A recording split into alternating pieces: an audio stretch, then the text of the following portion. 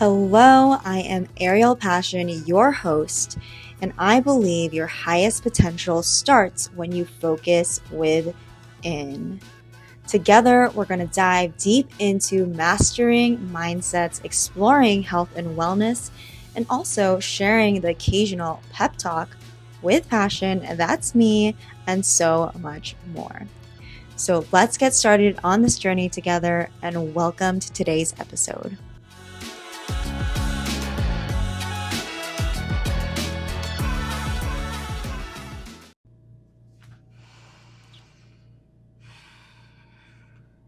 So I am often asked, how did I get here?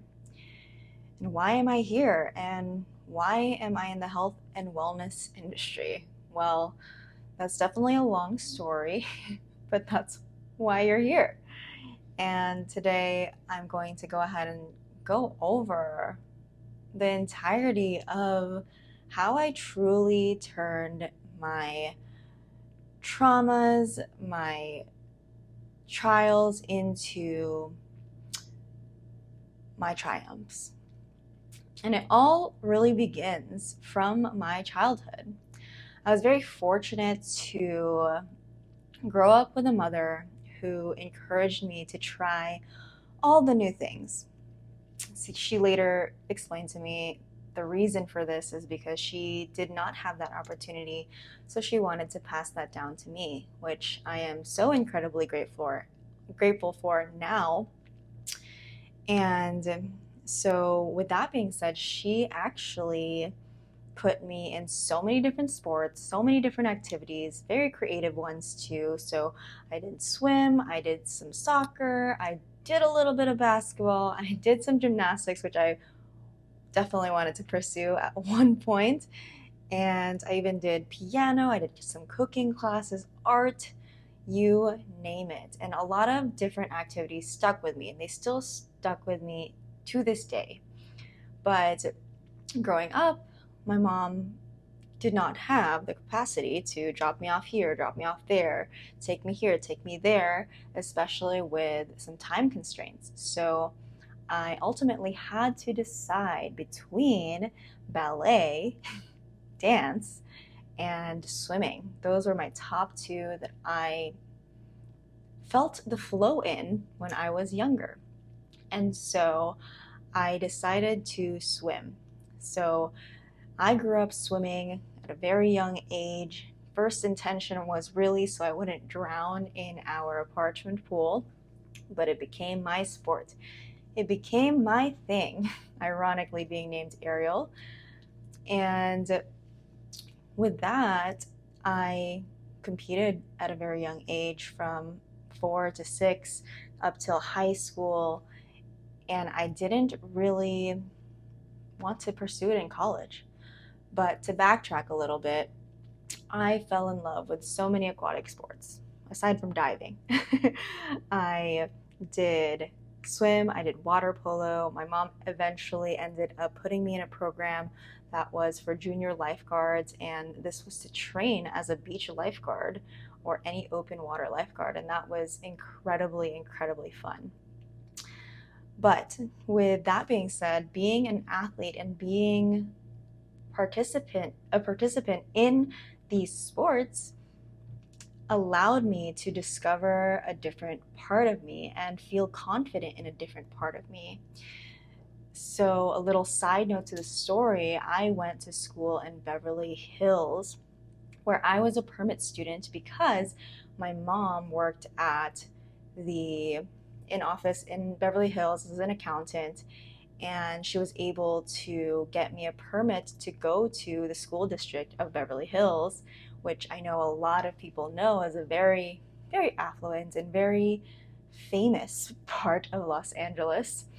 And so with that, going there, I will say I had such an amazing time. I think back then I discredited the amount of love that I received from several friends that I had and the group of friends that I was with. But even so, even though I had this amazing group of friends, there was a lot of me that felt very out of place, very different from the rest.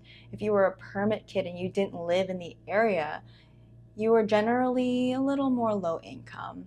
And at the time too, I feel, although in my group I had a lot of diversity, there was not too many Filipinos in my class and not too many different races. Granted, my group of people that I hung out with, we had a multitude of variety. But I literally remember walking around one time that one of the students was showing a new student around our school, and he was literally labeling every corner. And I was walking with them. They were like, oh, this is the cool Asian group, and that is the nerdy Asian group, and that those are the not so cool Asian group. And I literally remember this person saying that to kind of classify the differences in the people that we went to school with. And so, just a little background on that. When I was going to school in Beverly Hills, I was feeling so different. I felt like a different person, especially because they didn't allow me to use my second name growing up there. I went there from elementary school till about middle school, and I was not allowed to use Ariel because it was my second name. My full name is Renee Ariel Pasion, and they were saying I have to use my first name because it is my legal name. So I had to go by I had to go by Renee growing up in school, but at home and all in my sports and activities that I did in Glendale, I was Ariel. So I already grew up with two different identities, questioning myself. So a little bit of that self-doubt in Renee and a little bit of more confidence in Ariel. But that really kind of played a role in my story as I go forth. So as I went on through elementary school and middle school, I was bullied for some time, and this is a very vulnerable part of me to express. I've never stated this out loud. I will say that back then I was grabbing attention. I wanted to be part of the cool crowd and be part of the popular kids at Beverly Hills.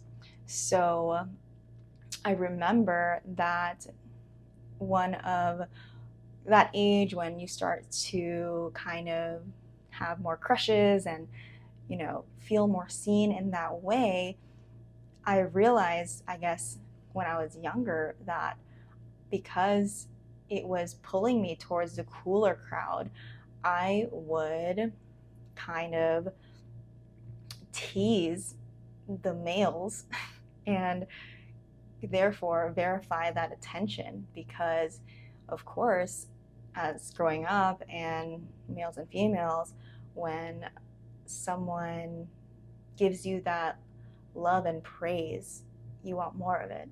And I will say that that did cause a lot of my bullying, but there was a lot of depression that kind of went through that time, and self-acceptance. And I remember telling myself that I am going to start fresh in high school, and this is not who I am. So I would use my physical appearance as my self-worth. But I remember summer transitioning into high school, I joined that junior lifeguard program that I was able to train to be a junior lifeguard or a lifeguard at the beach or at the open water. And we would run miles on end. I want to say like 3 or 4 miles a day. We would swim, I want to say 2 to 3 miles a day. We would play games on the sand and all these fun activities. And I remember when I joined that group, I literally felt so seen. And so worthy of who I am and who I was becoming. I remember, so growing up, I always told myself I wasn't a runner. And we would run mile runs in middle school for time, right? To pass the physical activity test that was required. And I was always the slowest one. And I would tell myself, I'm just not a runner. I just don't run. That was little Renee telling me that. And then I was like, well, Ariel's just a swimmer. She's always a swimmer. She's just been a swimmer. She doesn't run. Now, in this junior lifeguard program, we had to run every day. And of course, there was a point where if I was getting tired, I would stop. And I remember so vividly, and I believe her name was Coach Rachel. She would always say, I don't want to hear you say that I can't. You will try, and even if it's slow, you will try, so I never want to hear you say I can't. And that always stuck with me.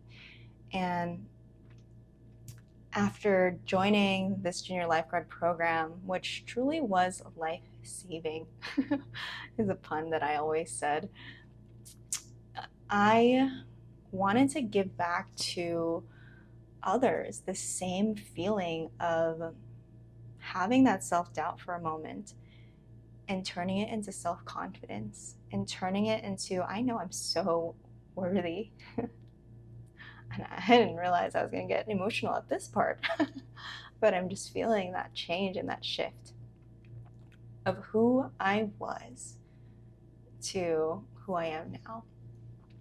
Now, that's just a little background on what I went through growing up. So fast forward, going into high school, of course, I knew that I wanted to make a difference in the world, and I didn't know what that looked like. I just knew that I wanted to pass down that self-confidence and self-love and self-worthiness to either the new generation around me or just people that I encountered, not really understanding what that really meant, but I held on to that in high school. And from that young age, I journaled about it and said to myself that I will only surround myself with those who truly love me for who I am, not because of my appearance and not because of whatever social status that I was perceiving and pursued as or perceived as. And so I was very intentional with those of the people that I connected with in high school.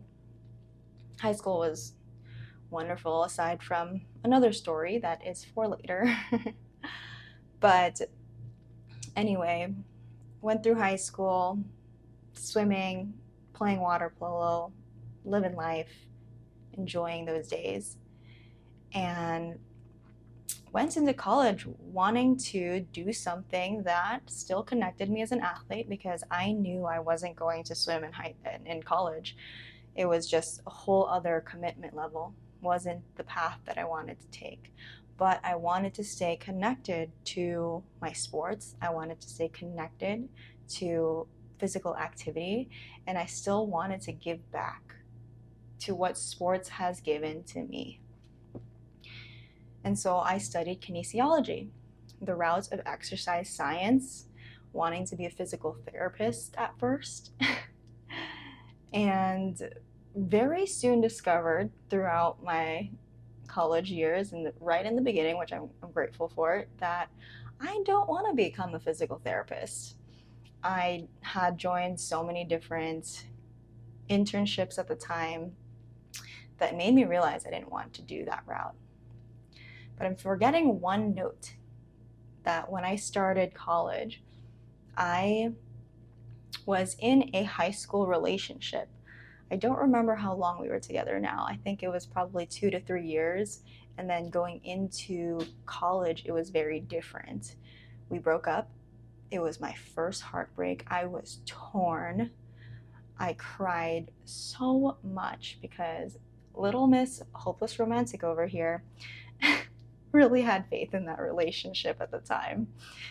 And so I cried. It broke my heart. Freshman year was so rough. I also got into a massive car accident, which was on top of that extra stress. But I started to vlog to myself, kind of like this. I would take videos and just talk to myself and try to clear my head. And then aside from that, I would also post on my stories and post on social media. And that was truly just for myself, because I realized that at the end of the day, I could look back into my story post and see, oh girl, you went on lunch there. Oh, you went to that internship club meeting. Oh, you took yourself out to the movies today. And then at the end, I would always end with a positive video of myself just saying, hey girl, I hope you had a phenomenal day doing what you got to do, doing what's best for you.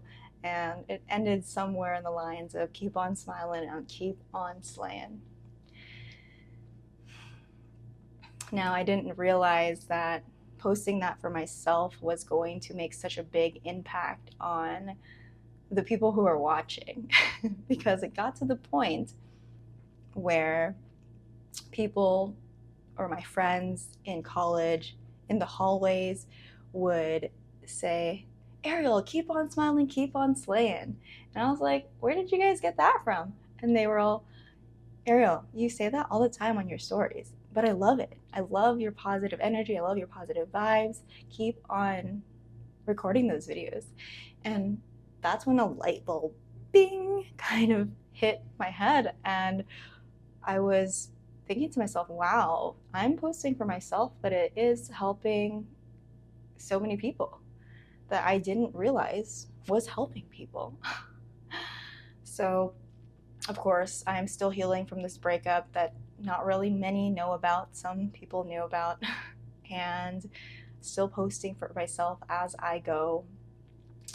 And so, that's how my social media presence kind of flourished as I continued on with college. And again, because I was navigating this breakup and trying to explore who I was as a person by myself, and I even told myself I wasn't going to date until I was ready.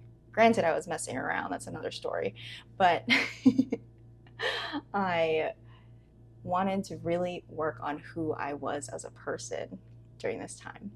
And so I, of course, joined some internship programs, and through that, utilizing my aquatics background as I was kind of stepping out of working as a lifeguard. I did work as a lifeguard, by the way, not as a beach guard, but a regular pool lifeguard, which was also so fulfilling within itself. And also swim coach and everything. Swim coach, swim lesson instructor, such an amazing time that I still absolutely adore.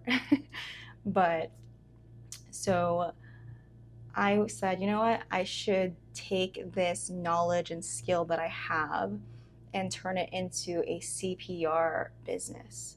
And so I ended up in college, I want to say my second, third year, I started my own CPR and first aid business where I would certify businesses around the local area, especially fitness businesses. I went to a lot of rock climbing gyms because of a individual who was my mentor at the time, who kind of gave me that push. And then I also certified my internship programs, which was such an honor to do and really got me into that realm of discovering the business side of things and what it was like to start my own business, because I did have to legally get an LLC and I had to figure that out myself. mail all the paperwork to the Secretary of State and do all that good stuff to get this legitimatized, if that's the right word. But then I said, you know what? After I get out of the CPR and first aid realm, I can turn my LLC into a health and fitness and wellness business. I don't know what that's going to look like yet, but might as well kind of intertwine my knowledge from school into what I'm already doing, because I can do that. Now, at the time, the big dream was to open this massive facility that had physical therapists, trainers, group exercise instructors, wellness coaches, meditative practices, acupuncture, a restaurant, a shake bar, and like collaboration with these restaurants that I loved. That was the big dream. But a lot changed since. Who knows? Who knows if that's going to happen? I don't know. But that was the big dream. And so now, with this newfound exploration of, okay, I don't want to go into I don't want to go into physical therapy. I want to go into the business side of fitness, health, and wellness. Let's just ride that wave and see where that takes us. So I switched majors. I still was kinesiology, but my emphasis was exercise science. I just switched to active lifestyle development and did not have to go kind of the same route that a physical therapist would. So now knowing this, I also eventually kind of transitioned out of my internships and started teaching group exercise classes, kind of doing small group one-on-ones, and working for gyms and working for Cal State Northridge, CSUN at the time.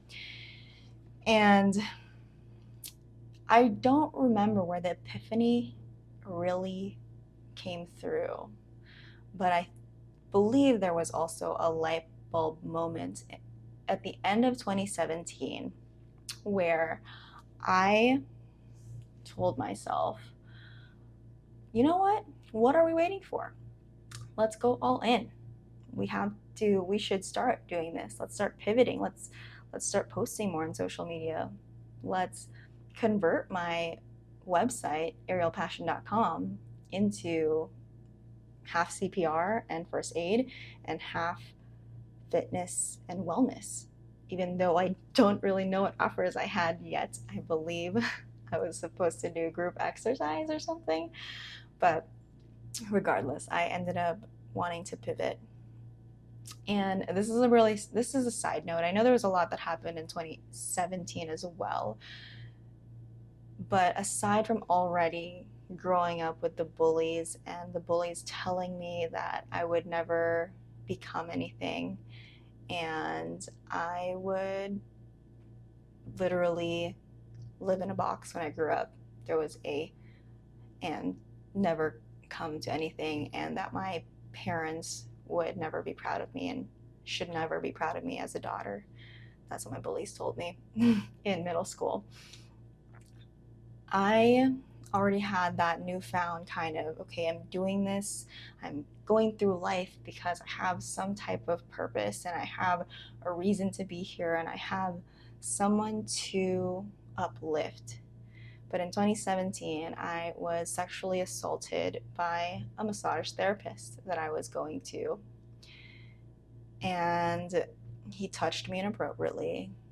And I remember my first thought, which is kind of interesting to think about, was the fact that so many women go through this. I think it's because I was already safe and I had already reported it to the police that same day and talked to the police. But I remember standing there with my boyfriend and my new boyfriend and my best friend at the time on the street looking at the sunset. I still remember this. It was evening and I was looking out into the sky saying women go through this on a daily basis, and people actually think it's okay to do this? That's ridiculous. And in that moment, I thought to myself, wow, my purpose truly is bigger than myself. And from there, I think that was also a big spark in the moment of entering 2018, saying, I am going to share my voice and I am going to help people become the fittest version of themselves and love themselves unconditionally and work through whatever they're going through movement.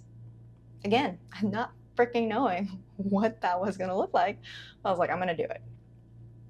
So I go into 2018, and it is a crazy beginning to the year, to say the least. This is my third year of college, and I was determined to finish school in 4 years, even though it was becoming normal to finish a little longer, and that was completely okay. But in my mind, I was like, I have to finish in 4 years. I tried to crash the classes that I needed to get into. I did not get into them. And then from there, I was like, you know what? It's cool. I'm just going to take 8 classes. And they weren't my core classes, but I was like, what can I do with this situation of not having the core classes that I need? Can I finish my extracurricular stuff that I need to finish my degree? So my brain was like, let's take 5 classes at my designated main university, and we're going to take 3 other classes at another university or another community college, and it's okay, we'll just commute, we're gonna get through this. So here I am taking 23 units, which is equivalent to about 8 classes in 2018, starting 2018, entering 2018, and telling myself, it's all good, girl. This spring semester, you're gonna fucking conquer it. You're gonna fly through. You're not gonna let anything stop you at this point in time. You have a goal. You have a purpose in mind. This is why, XYZ reason. I just remember entering 2018 so determined to not allow anything to plummet that schedule of mine of taking 8 classes. Now, think about this. I was taking 8 classes. I was also working part-time as a group exercise small group coach at a gym. And of course, trying to enjoy life as well. Now, not too many responsibilities. I still lived with my parents and really just paid for my car and all the above, fun things, food, and everything like that. So very fortunate in that sense. So as I'm trying to juggle all these things, the universe wanted to challenge me a little more. And so I was also committed to starting what I had stated in 2017 and start this business. Again, not knowing what it was going to look like. I think I was going to have group exercise classes outdoors or something like that, or start personal training one-on-one with people. And so I was like, okay, what is the first step? I need to update my arielpasion.com website. I need to have that fitness aspect tab on there. And I need to have a new photo shoot to kind of embody and emphasize that I have a fitness side of things, not just CPR. And so I hire a photographer who said he would help me on my website and updating all the pictures and taking really good pictures because he's done it before. And I still rack my head around it to this day. And it's such a cringe word for me to say, but he raped me. And that was a tough pill to swallow. Just going back to the sexual assault that I had in 2017. But this time, I thought it was my fault. And sometimes it's still hard for me to get out of that victim mindset of it being my fault. It's still really hard because it wasn't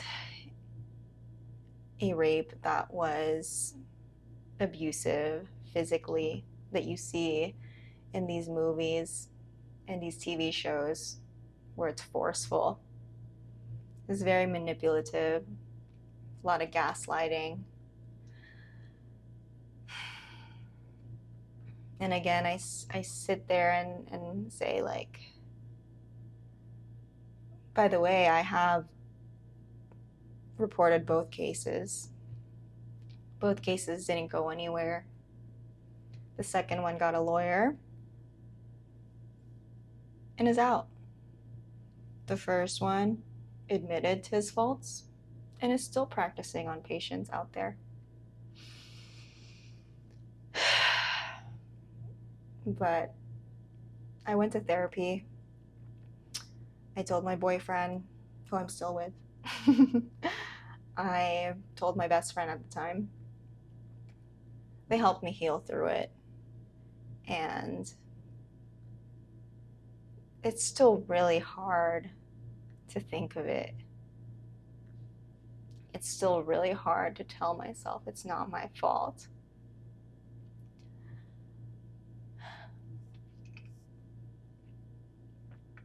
But going through it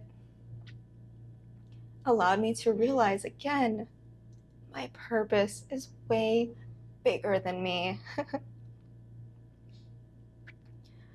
My purpose is for all the little girls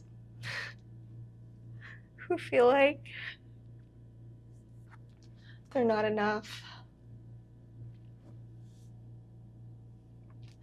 My purpose is for all the victims and survivors and just women out there who feel like they're not enough, who feel like they're never going to bounce back to the version of themselves that they believe is in there. So I remember being in so much pain and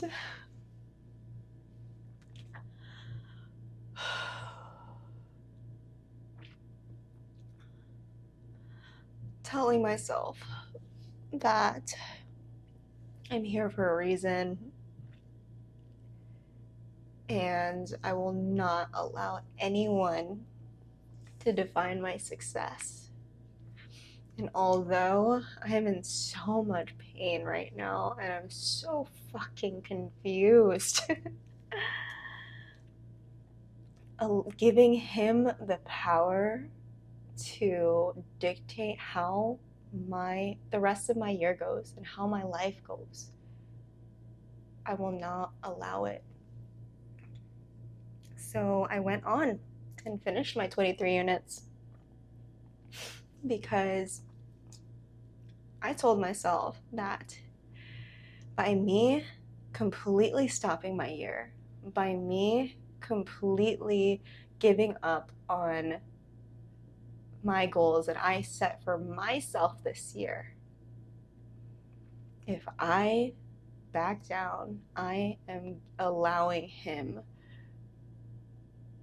that power to control my life. And ultimately, that's what they want. They want that power. And so I told myself, absolutely not, Ariel. You will not give him this power. And those that hurt you, this power over you to dictate how the rest of your year goes. Because by you putting one step in front of the other, you are stepping up for those that are also going through this. and that continue to go through this on a daily basis, and that go through this at a massive, massive level of pain and suffering, physically and mentally. So your girl, oof, I should have got tissues. I knew I was gonna cry. So with that being said, I kept going. I finished my 23 units, getting A's, I think a few C's, A's and B's and a few C's. Nevertheless, I was like, you still killed it because of all the crap that happened. Oh my gosh, that was such a stressful year that I forgot that a few weeks after I reported it to the police and was dealing with this, I also discovered an ovarian cyst the size of two fists put together, something like that. And I had to get a surgery at the end of my semester.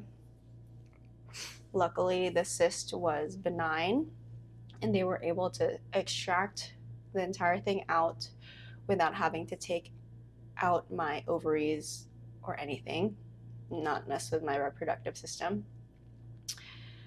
So summer 2018, I'm slowly healing from this rape case and finishing therapy, feeling really, really good. At this point, I took a break from my business because I didn't have a capacity to figure out. But I finished my classes and went to Disneyland and threw my boyfriend a surprise 24th birthday party. And now in summer, recovering from that ovarian cyst surgery. I don't remember. I think I was bedridden for, I want to say 2 to 3 months. Couldn't really do much. Recovered from that. And then eventually, as I was recovering, we had an annual pass to Disneyland. So I was going to Disneyland a lot during that time. And then at the end of the year, I also went to the Philippines. And I remember sitting at a temple looking back at my year like, oh, what did I just go through? Like, wow, I'm so grateful. I was crying at the temple, and my mom looked at me and was like, I know exactly why you're crying. And she gave me a hug. But everything was going well till then, and I was on birth control after my ovarian cyst for 2 years. And through those 2 years, I'm still kind of healing physically and mentally. But birth control was a shit show for real. I was bleeding like for basically a whole month, pretty much every day, which was crazy. And so I remember having an epiphany post my surgery and post everything that was going on as I'm still healing mentally from this heavy 2018 year. Like, why am I taking birth control? And I had to switch pills and switch different ones and do all the things. And I remember reading the side effects on the little panel when I was receiving my pill, and it said can cause ovarian cyst. And I was like, why the heck am I taking this then? So I go to a gynecologist and she tells me, oh, okay, it's fine. You could cold cut it out. Just stop taking the pill. Don't worry about it. I'm like, okay, great. Made things worse. Every period that I was getting, I was throwing up violently. I was having massive, massive pain in everywhere, literally. I felt sick to my stomach. And I went back to the same gynecologist that told me to get off of birth control. And she said to me, welcome to womanhood. And I'm sitting there like, excuse me? So I take research into my own hands and realize, why am I even taking this?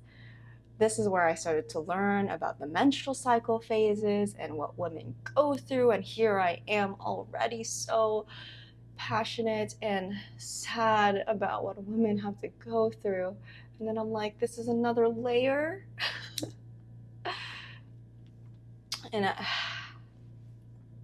so I start to heal my hormones naturally because no one else wanted to help me. The doctors just said it was normal, but I'm like, there is absolutely no way. So I heal through food. I don't realize that I gained over 60 pounds in like a year because of the fact that my birth control was weaning off and my hormones were just everywhere. So here I am, already healing from my traumas. Birth control is taken over, post-birth control is taken over. Trying to get back out of routine. Still working out, still trying to eat healthy, but absolutely nothing is budging.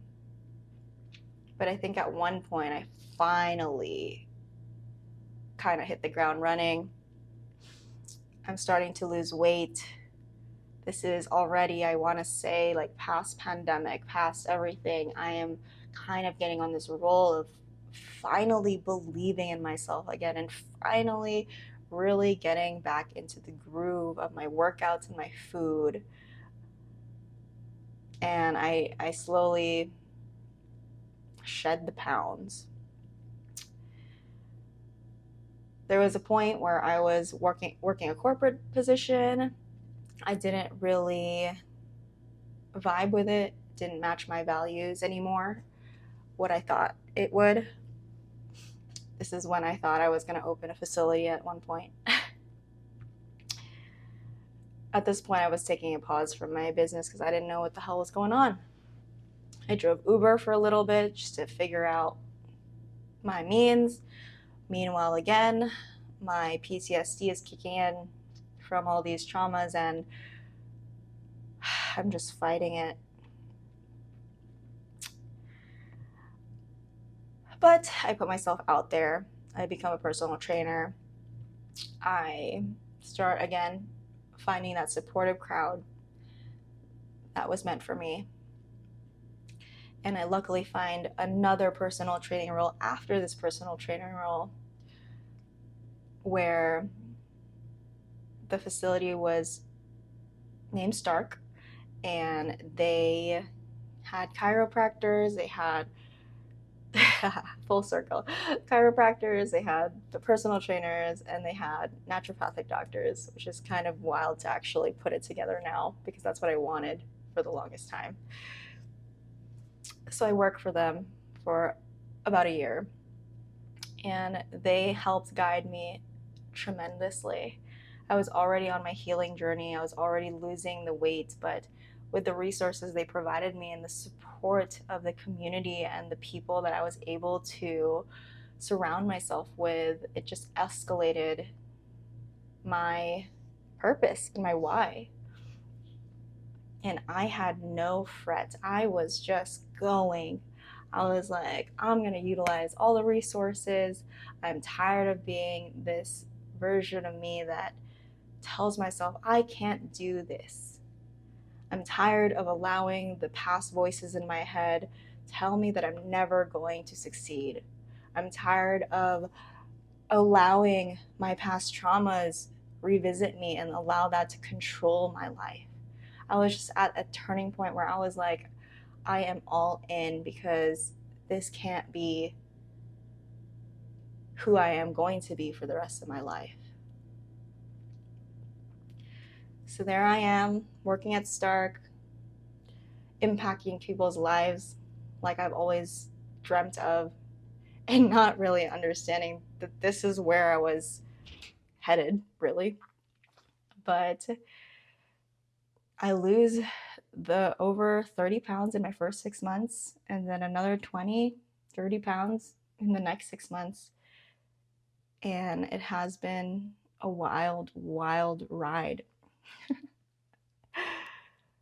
But what truly helped me through the whole year was first, of course, being surrounded by like-minded, supportive individuals and having the resources, but also on the back end of things, getting the help that I need, pursuing therapy, and also challenging my own mindset of why am I doing this? What is the big goal here? And how can I let go of those past demons that once dragged me down? But that is the full circle of how we got here. Because I'm here now. Because now I'm so clear on who I want to help. I'm so clear on why I want to do this. I'm so clear on continuing on in this journey to not only help you achieve the healthiest life that you've always wanted, but also become the best version of yourself. Let go of the past identities you once held on to, of that person you thought you could never be. Because you can create the life that you desire. It's the matter of turning these breakdowns into breakthroughs. And I am so, so excited to be on this journey with you.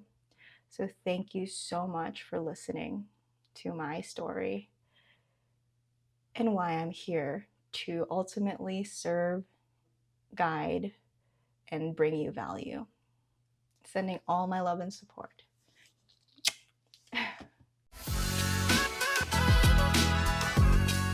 Thank you so much for tuning in to today's episode. Remember that your highest potential truly begins when you start to focus within. I hope today's conversation inspired you to continue taking action and becoming the best version of yourself in this lifetime. That is my goal for this podcast. If you loved it, please subscribe, share, and leave a review for more. Until next time.